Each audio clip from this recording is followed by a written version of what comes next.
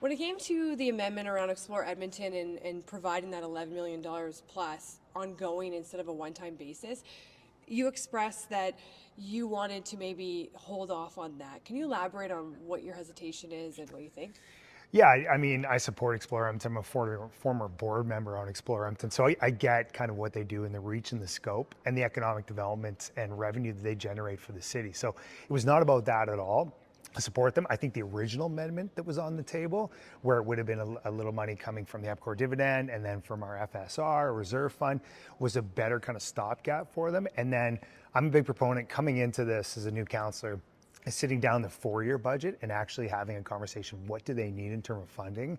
We're not their only funder. We're actually, and we're going down our percentage because they're getting their funding from corporate, other levels of government. So I think it's actually what do they need and what do they need on a consistent basis. That's the biggest thing they need, is they need consistent funding. What that number actually is, I think, is well worth to have that conversation in the 4-year budget cycle so we can get the most out of Explore.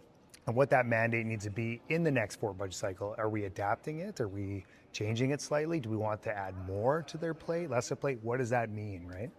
What do you think about the fact that that's probably going to bump up the tax increase to 6.9% instead? Yeah, I don't like it, and that's why I didn't vote against it. I came into this kind of budget process, and really, like, if you think about this, Lisa, you're coming in as a new CEO of an organization, you've got 20-something days, and now you got to review a budget of $4 billion, and you got to look at 70 different department and line items. You can't get into the level of granular that you need to say what goes up, what goes down, what stays, what doesn't. So I was taking this approach that, hey, let's take this budget. It's been kind of set for years.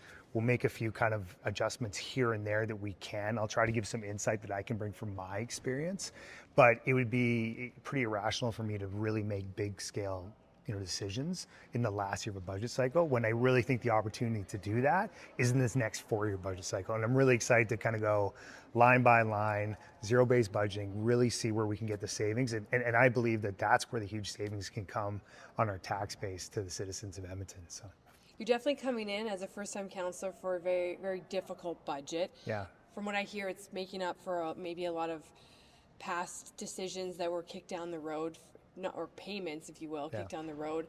Overall, what do you think about this as your first budget, and what are some red flags, what are some green flags that you're seeing? Yeah, I mean, I think kind of me looking at it like we clearly have an expense problem, and we need to address that, and I really think we can in this next 4-year cycle. So I think we can look at that, but we also have a revenue problem, right? We're looking at all the kind of levers that we can actually generate cash, and we don't have enough places to do that. So what I'm trying to look at the lens at is, how do we get more money for this city, right? Are we talking about expediting land sales, both industrial and residential? How do we help on that process for not only our land, but also private land, right? What about partnerships and sponsorship opportunities? Is there a way to kind of get services and assets and actually have corporations or organizations want to partner with us to kind of help some of that kind of operating things? And I really believe there is chance and that we, opportunity we could do that. And the other cities are doing a really good job of that, and we could probably catch up on it. And then we also have some kind of investment funds, and there might be some kind of different strategic ways to either tap into that or grow that we can use back to help kind of this tax burden that we have in our operating costs.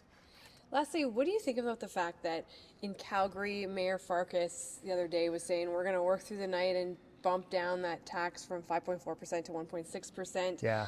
I'm sure, as a mayor, that probably makes a lot of people happy in that city, but in the grand scheme of it, is that a right choice? So overall, what do you just think about that city taking a different approach? Yeah, I mean, I can't speak to their financial situation. I know that they did have an investment fund that had a pretty good yield. So for them to be able to kind of take from that and put it in, it seemed like that was a pretty good move on their part to do that. I wish we had that as well, and probably make a similar decision, or I encourage my council to make that decision. But yeah, I mean, that's their approach on it, and they're going in, and they've got a new mayor and a whole bunch of new council members. So if they really want to do that, good for them. And I'd love to see tax rates going down, and that's a goal. And I would love to do that as well here.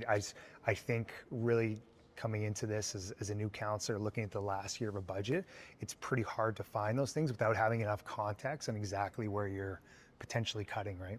Is there anything else from these budget talks as it winds down that is worth noting that Edmontonians should be aware of, or that might make them feel better about certain things or worse? I don't know. Yeah, I mean, I think Edmontonians should know, when these adjustments come, sometimes they come because there was a policy change that City Council made months ago, and that's kind of now reflected in that they need more money, right? So I think that's a realistic, it's hard to plan on that, or every decision you make on a policy side has effects. You might not see it right away, but you'll see it in one of these budget adjustments, whether it's in the fall or the spring.